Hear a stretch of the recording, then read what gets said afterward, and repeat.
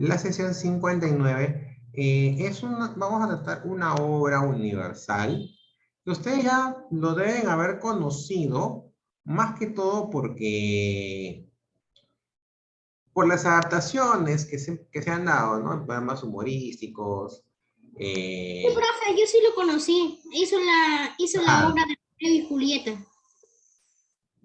Por ahí de repente, ¿no? Ustedes, por ahí en grados anteriores les han dado esa opción de hacer el papel de Romeo y Julieta, ¿no? Entonces es una obra universal de un autor también universal como William Shakespeare. Vamos a hablar un poquito de él, de su biografía, y en este caso hablar de esta obra que es el tema principal, ¿no? Es el arquetipo del amor juvenil, ¿no? Que suele ser muchas veces apasionado, ¿no? Y poco racional, ¿ok? Ya, primero voy a anotar los que están con cámara apagada.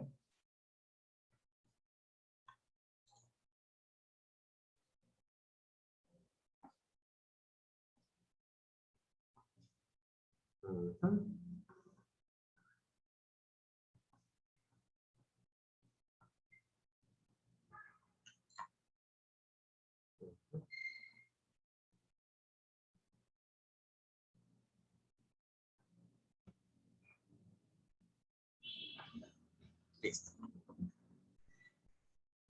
Muy bien. Entonces, para ello, primero vamos a ver un video, ya, sobre, en este caso, William Shakespeare, y de ahí vamos a ver, en este caso, detalles adicionales de su vida y, en este caso, la trama de Romeo y Julieta.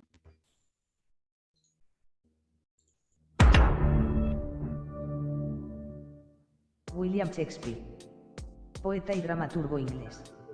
Sabemos lo que somos, pero no sabemos lo que podemos ser.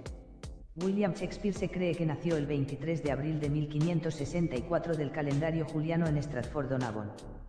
Respecto al nacimiento del escritor, tan solo se conserva un documento de bautismo de la iglesia de Stratford-upon-Avon, centro de Inglaterra, que atestigua que el 26 de abril de 1564 se registró un Guillielmus Johannes Shakespeare. El 23 de abril, la fecha en la que se suele fijar su nacimiento y que coincide además con la de su muerte a los 52 años en 1616, es una convención que se ha adoptado, suponiendo que sus padres le bautizaron 3 días después de nacer. Sin embargo, como nació bajo el antiguo calendario juliano, lo que era 23 de abril durante su vida, en realidad sería el 3 de mayo según el calendario gregoriano actual. Primeros años. Fue el tercero de 8 hermanos, el primer hijo varón de John, comerciante, y de Mary Arden, hija a su vez de un terrateniente católico. John llegó a Stratford antes de 1532 como aprendiz y curtidor de cueros. Prosperó y comenzó a negociar con productos agrícolas y lana, comerciaba con guantes, cuero, madera y trigo.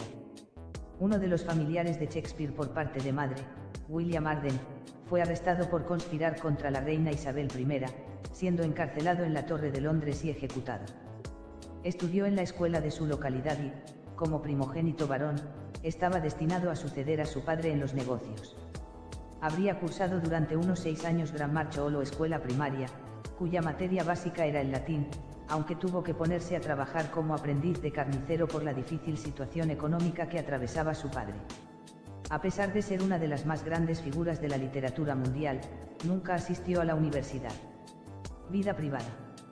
En 1582 contrajo matrimonio con Anja Tabay, hija de un granjero, con la que tuvo una hija, Susanna, en 1583, y 2 mellizos, un niño, Ahmed, que murió en 1596 a los 11 años, y una niña Judith, en 1585. Él tenía 18 años y ella 26 y, en el momento del enlace, estaba embarazada de 3 meses. Su primera hija Susanna nació 6 meses después de la boda. Su única nieta Elizabeth, hija de Susana, murió sin hijos en 1670. Shakespeare, por tanto, no tuvo descendientes. Al parecer, hubo de abandonar Stratford ya que le sorprendieron cazando furtivamente en las propiedades del juez de paz de la ciudad. Se cree que llegó a Londres hacia 1588 y, 4 años más adelante, ya había logrado un notable éxito como dramaturgo y actor teatral. La mayoría de los académicos coinciden en que William escribió su primera obra de teatro, Enrique VI, primera parte alrededor de 1589 a 1590, cuando tenía alrededor de 25 años. Obras teatrales.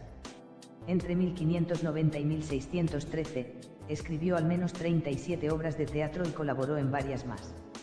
Muchas de estas obras tuvieron éxito, tanto en la corte como en los teatros públicos. William Shakespeare utilizó su apellido con más de 80 formas diferentes, que van desde Sapere a Sasberg. En las pocas firmas que le han sobrevivido, nunca escribía su propio nombre William Shakespeare, y usaba variaciones o abreviaturas como Wilmsack, Wilm Shakespeare.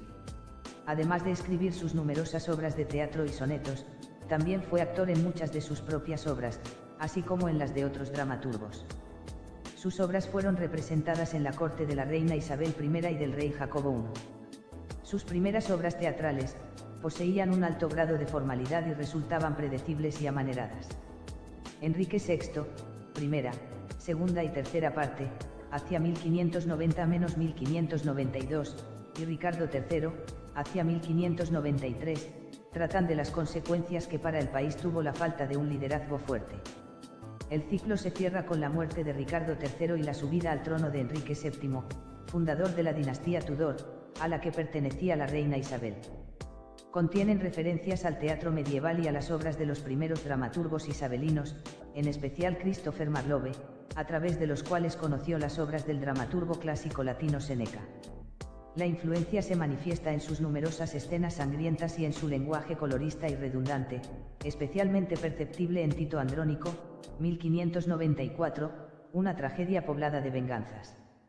En este primer periodo escribió numerosas comedias, entre las cuales cabe resaltar la Comedia de las Equivocaciones, hacia 1592, una farsa sobre los errores de identidad que provocan dos parejas de gemelos y los equívocos que se producen respecto al amor y a la guerra.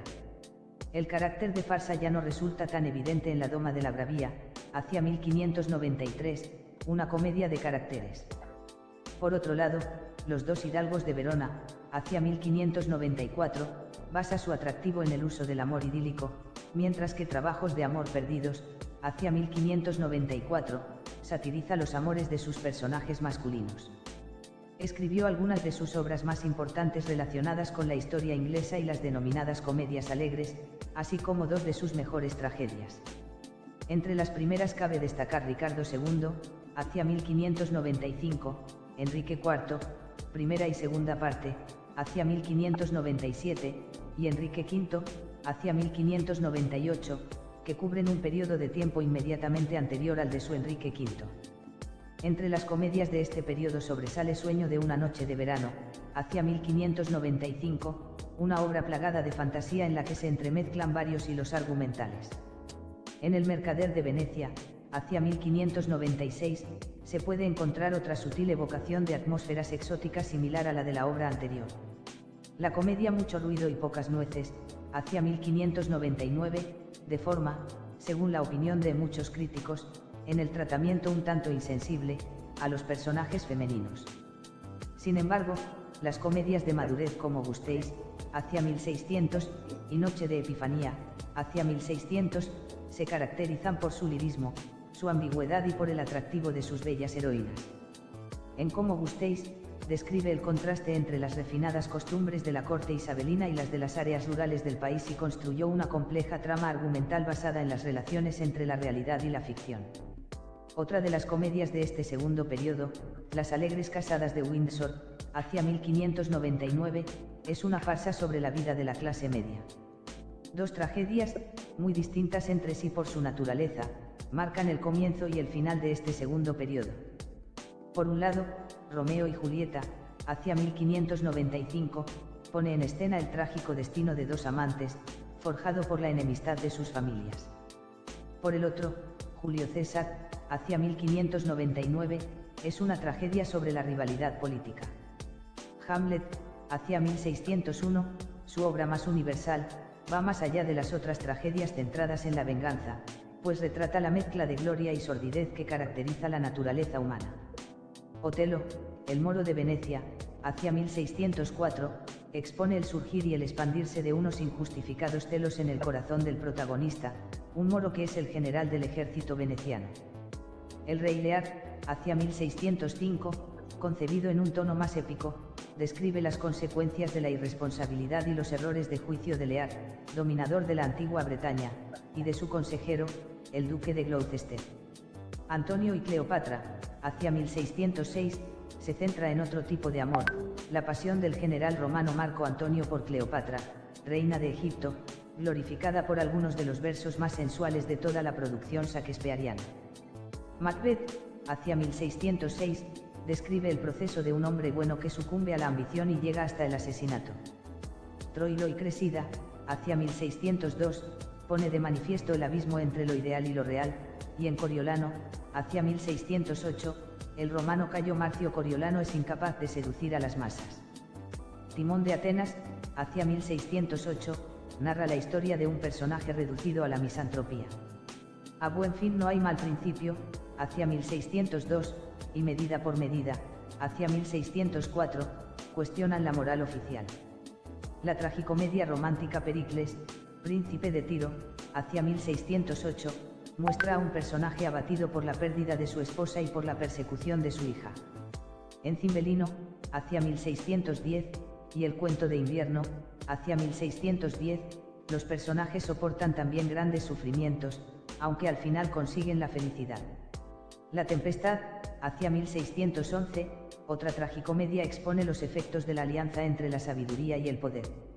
El drama histórico Enrique VIII, hacia 1613, y Los dos nobles caballeros, hacia 1613 y publicada en 1634, atribuidas a Shakespeare, parecen ser más bien fruto de su colaboración con John Fletcher. Poesía. Tuvo el mecenazgo de Henry Wriothesley, tercer conde de Southampton. La publicación de dos poemas eróticos Venus y Adonis, 1593, y La violación de Lucrecia, 1594, y de sus sonetos, editados en 1609, le dieron la reputación de brillante poeta. En Londres compartió los beneficios de la compañía teatral en la que actuaba, la Chamberlain's Men, más tarde llamada King's Men, y de los dos teatros que ésta poseía, The Globe y Blackfriars. Últimos años. En 1610 retornó a su pueblo natal. Había cumplido uno de sus muchos propósitos, lograr una fortuna. Las metáforas de carácter legal, Wentote Sessions grados Fahrenheit Sweat Silent Talk /1 Summon up Remembrance grados Fahrenheit Things Past, abundan curiosamente en su obra. Hasta la fecha de su muerte Shakespeare se dedicó a litigios con los vecinos. Durante su vida, escribió 37 obras y 154 sonetos, lo que significa un promedio de 1,5 obras al año desde que comenzó a escribir en 1589. No se le ocurrió entregar a la imprenta su vasta obra dispersa, tomas de 15 y conjetura que para Shakespeare, la representación teatral era la verdadera publicidad, no la impresión de un texto. Su excelsa obra y su huella en la historia de la literatura universal contrastan radicalmente con la escasez de documentos que atestiguan su singladura personal. Siendo el escritor más importante de todos los tiempos, solo se conservan 14 palabras de su puño y letra, 6 firmas y la declaración, por mí, al final de su testamento. Poco antes de morir había hecho su testamento, se habla de muebles y de inmuebles, pero no se menciona un solo libro. Murió en Stratford-upon-Avon, Warwickshire, Reino Unido, según el calendario gregoriano el 3 de mayo de 1616, según el calendario juliano el 23 de abril de 1616. Por esas fechas murió Cervantes en Madrid, sin duda, ninguno de los dos oyó hablar del otro. ¿Sabías que llevaba una doble vida? En Londres se había convertido en un famoso dramaturgo, sin embargo en su ciudad natal Stratford, donde vivían su esposa y sus hijos, a los que visitaba con frecuencia, era un empresario muy conocido y respetado.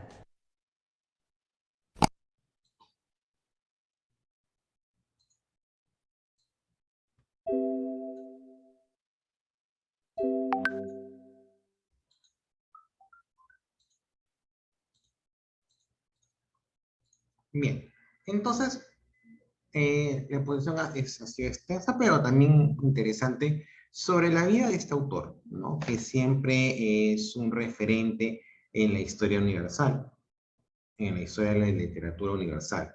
Es por eso que muchas veces sus obras aún mantienen vigencia, porque en cada una de ellas se trata cierto arquetipo, ya sea de virtud o en este caso, efecto de las personas. ¿Ok? Entonces, para recordar un poquito sobre él, ¿no? Hay que recordar que en el caso de la obra, o sea, de Romeo y Julieta, fue escrita aproximadamente en 1591. Es una tragedia que consta de 5 actos, escritos en verso, pero también en prosa. ¿Ok? Se publicó en cuarto en 1597, en 1599, en 1609 y en otra fecha imprecisa. Y en folio en 1623. Las relaciones entre los diversos textos han sido minuciosamente estudiados. El tema de la muerta viva, o sea, destinado a hallar su más elevada expresión en este drama, según el conocido estudio de Jauvet, La muerte vivante, llega a Shakespeare por conducto italiano, especialmente a través del trabajo de Matteo Bandello, divulgado en el extranjero por Pierre Bourdieu. La versión de este último fue a su vez traducida al inglés en el Palacio del Placer de William Painter, e interpretado por Arthur Brooke en el poema La trágica historia de Romeo y Julieta de 1562. De ahí es donde se inspira Shakespeare para escribir su historia. En el caso de Romeo y Julieta, ¿no? Habría que recordar un poquito lo que es el argumento, ¿no? Ellos pertenecen a la familia de los Montesco y los Capuleto, dos familias principales de Verona que eran enemigas. Romeo, hijo del viejo Montesco, asiste enmascarado a una fiesta en la casa de los Capuleto, y si antes se creía enamorado de Rosalina, ahora descubre que su verdadera pasión es Julieta. Después de la fiesta, los jóvenes se encuentran inflamados en mutuo amor, y estando bajo la ventana de Julieta, Romeo la oye confesar a la noche su amor por él y obtiene su consentimiento para un matrimonio secreto. Con la ayuda del fray Lorenzo se casan al día siguiente. Mercucio, amigo de Romeo, encuentra a Teobaldo, bisnieto de la señora Capuleto, furioso por haber descubierto la presencia de Romeo en la fiesta. Mercurio y Teobaldo riñen, pelean. Romeo interviene y al desafío de Teobaldo responde con palabras que ocultan el nuevo vínculo de parentesco y rehúsa batirse. Mercucio se indigna ante tanta sumisión y saca la espada.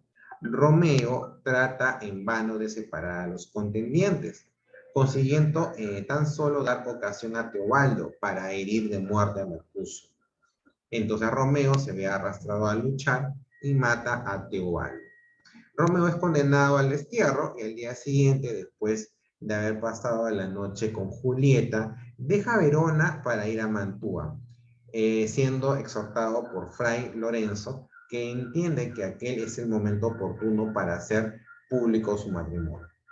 Julieta, forzada por su padre a casarse con el conde Paris y aconsejada a hacerlo incluso por su nodriza, que es como su ama de llave en una sociedad que era que lo cuida, que antes había favorecido su unión con Romeo, se deja convencer por Fray Lorenzo de que consienta, pero bebiendo la víspera de la boda un narcótico que la hará parecer muerta durante 40 horas.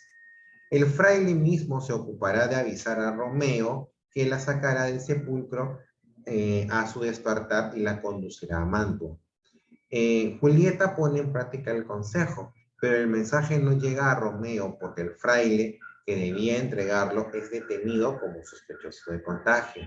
En cambio, le llega la noticia de la muerte de Julieta. Compra a un boticario un poderoso veneno y se dirige hacia el sepulcro para ver a su amada por última vez. En la entrada encuentra a Romeo y lo mata en duelo. Entonces Romeo, después de haber besado a Julieta por última vez, bebe el veneno, ¿no? Julieta vuelve en sí y encuentra a Romeo muerto, con la copa aún en la mano. Se da cuenta de lo sucedido y se apuñala. Este trágico fin es narrado por el fraile que llegó demasiado tarde para impedirlo. y por el paje del conde de París. Los jefes de las dos familias enemigas, conmovidos por la catástrofe provocada por su enemistad, se reconcilian, ¿no? Ese género es dramático, o sea, puede ser bien representado en el teatro, es por eso que en las fiestas de repente o en las fechas especiales de los colegios suelen representar, en este caso, esta obra. Consta de 5 actos. El tema es el amor adolescente. Personajes: Romeo Montesco, Julieta Capuleto, Benvolio, Teobaldo, Mercucio, Fray Lorenzo, Conde París, Escalo, ¿no? Lugares, en este caso es Verona y Mantua, ambas ciudades italianas, ¿no? Ubicadas en la actualidad en Italia, ¿no? Entonces, habría un poquito que entender en este caso, o sea, no, es bacán, ¿no? O sea, es una obra que es que de alguna manera atrapa mucho al lector por la pasión desmedida que en este caso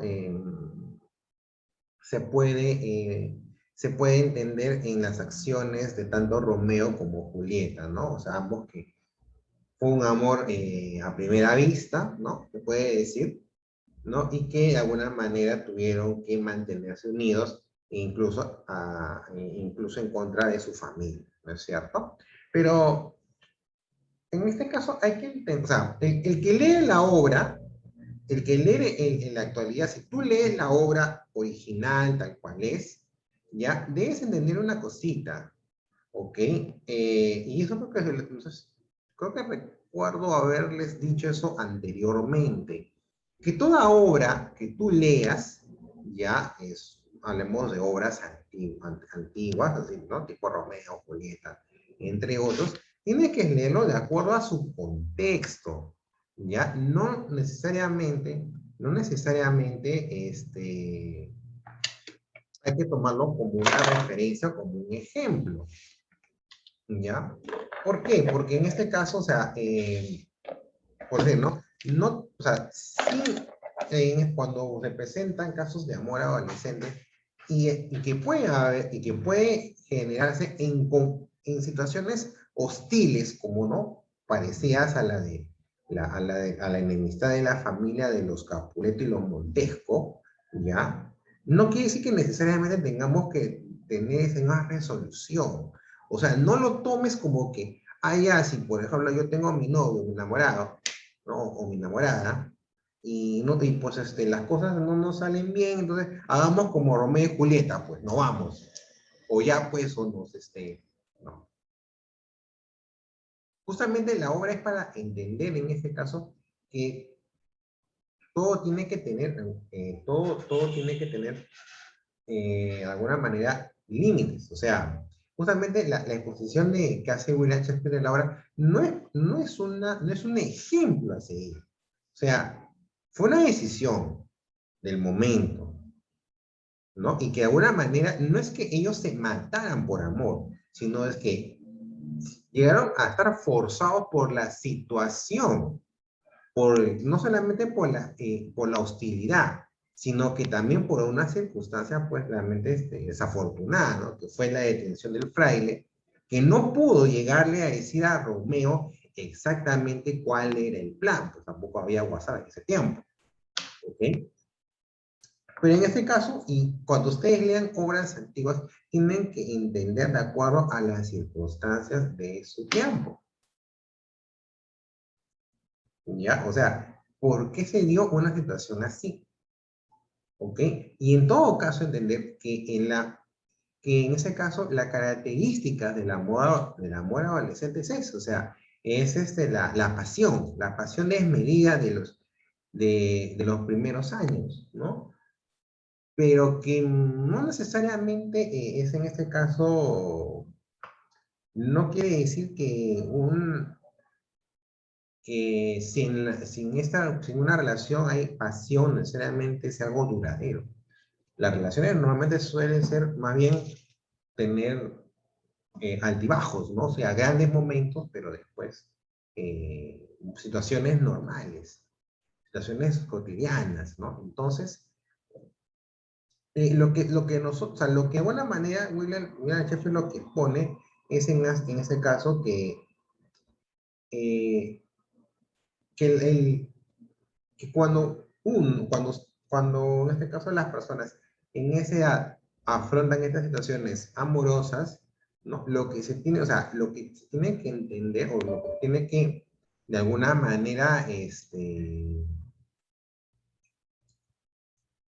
lo que tiene que brindarse es un ambiente propicio que pueda, en este caso, que permita desarrollar estos sentimientos. Porque ustedes de alguna manera cuando dicen adolescentes que ya no va a faltar, es poquito, ¿ah? O sea, estamos hablando, algunos tienen 12, otros tienen 11. Estamos hablando de 2, 3 añitos nomás, ¿ah? Y eso no es mucha diferencia. De repente van a encontrarse, van a vivir situaciones que les van de alguna manera ¿cómo se llama? Que van ustedes a explorar otros sentimientos. Y es válido que en este caso puedan vivirlo y experimentarlo, no es malo. Lo malo, en todo caso, es en este caso que, la, que, no, que el adolescente, que las personas que recién viven una situación así, no tengan referencias para poder tomar decisiones. Por eso que es muy importante que cuando ustedes tengan una relación, siempre tengan, en ese caso, referencias para poder empezar a vivir. Porque eso es inevitable. En algún momento ustedes ya van a dejar de ser niños y van a ser adolescentes. Y van a descubrir situaciones amorosas. ¿Y cómo van a responder si no saben? Entonces, tienen que, ahí por ejemplo, había que acudir a referentes. ¿Quiénes pueden ser referentes que me puedan dar una idea de cómo vivir una situación amorosa? Tus padres, tus hermanos mayores, referentes familiares que te digan honestamente cómo son las cosas. Mira, necesitas, ¿sabes? Lo que yo te puedo decir dentro de mi experiencia es que cada situación amorosa vívanla en el momento de su contexto y que no se aferren, que sáquese esa idea Disney de que de que el amor es para siempre. ¿Ya? Eso es una cosita de que sí se tienen que sacar. ¿Okay? No es así. Bien, chicos, entonces eso es lo que venimos a ver, a analizar en cuanto a Romeo y Julieta. Nos vemos mañana. Ya saben lo que tienen que trabajar su exposición. Mañana la quiero ver. Chao, chao, chao, chao, chao, nos vemos. Hasta luego, profesor.